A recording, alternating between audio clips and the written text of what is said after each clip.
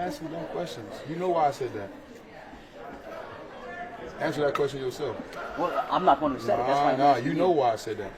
You said that because everybody talk about the front runners and the big guys in the division and conference, but in order to be a big dog and be a leader, you got to be able to win and get to the big stage. And that's what Coach Nick has done, his team has done. So, as I said, it runs through Philly.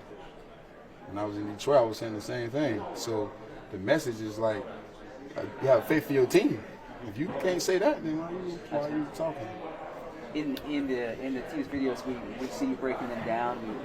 They showed that. What's your role there? Why is that important that you're the guy who does that? It's not important. It's one of those. I've been there before. It's not really important. There's no such thing as importance when you're talking to your team. Everything you say to your team is important. I think the message is with, I've been here before, you've been here before, and a couple guys that ain't been here before got to get ready. Like, I played in that stadium 2 years ago against San Fran. You know what it was like. You've been there. And the message was to, like, what are you here for? A lot of guys say, oh, I want to win. But in order to win, it starts somewhere. In that moment at practice, you got to look yourself in the mirror. Like, what are you here for? You're here to be okay. You're here to be a great teammate. You're here to be a champion. And I think this locker room is built on champions. A lot of these guys have won a lot in their career from college to now. I'll stop. You also said in that press conference back during the summer that say what you want about you, you're a winner, right? Yeah. Why do you think that is? Why do you think everywhere you've been, you guys? I only missed the playoff 1 year in 7 years. Yeah. Why is that? I don't know. I'm playing on good teams with good teammates. Been to 3 conference championships in a row. About to go to another Super Bowl. It's rare to do that. And it's not an individual thing. It's a team thing. So the better I am to my teammates and coaches, the better we are to each other, and we can just eat off each other and grow off each other. So going back to back, I think everybody from the first Philly team to being in Detroit, appreciate my time there, and being here with the guys I got now. Every year the yearbook changes for teams. It's just how are you conducting yourself on a long road. And I think this year I just want to show you I'm a winner. And being back on the same stage, you can't put nothing else besides winner, besides my name, my teammates' name, and everybody who's in the locker room. CJ, what is it about Coach Serriani that makes him so special to you? Respectfully, just coaching us how he want to coach us, bro. To be honest with you, I'm not concerned going into deep detail, like being who he is and just coaching us and trying to relate as much as possible is the best thing a coach can do. I mean, when you try to go outside the box and do something that you're not it frustrates the team. It frustrates who you are as a person. But when you're the same person every day, I think staff, players, everybody respect it. So that's the type of guy he is. He's not going to change. Stuff y'all see, we see on another grade scale, but in a good way. CJ, Howie said at one point that this past offseason he wanted to add players that have toughness and swagger and play with emotion, and you were one of them that you brought in, obviously.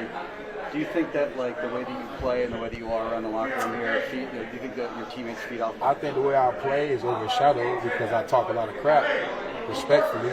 I think the way I help lead this team is overlooked because I talk a lot of crap or I get personal fouls, but in reality, you guys watch the games. Sometimes, like this year, I had to learn that being back and playing a full, healthy year was something blessing. I think you guys missed that. I missed the whole year. So in order to come back and play football, that's what helped me show who I am. Toughness, gritty. The other stuff don't matter. It's football. I think just being on this team and leading these guys and going back to where we were, it shows a lot. You guys, everybody look at me in a different way in a crazy light, but I love football. What have you noticed about Cooper and Quignon as far as them being ready for this stage and how they play? It's the same every week, man. It was grown man. They know what to do. They know what's expected. I'm not say too much to rookies who already grew up. It's kind of hard to say somebody who grew up and they can play as early besides keep going. They're young. They get a blessing to get the first glimpse of a Super Bowl your first year. So it's all what you do for me. What do you think you and the other players that played in Super Bowl 57 learned from that experience that you can take into this one? Be in the moment. Simple. Just be in the moment. I ain't gonna do that, twin.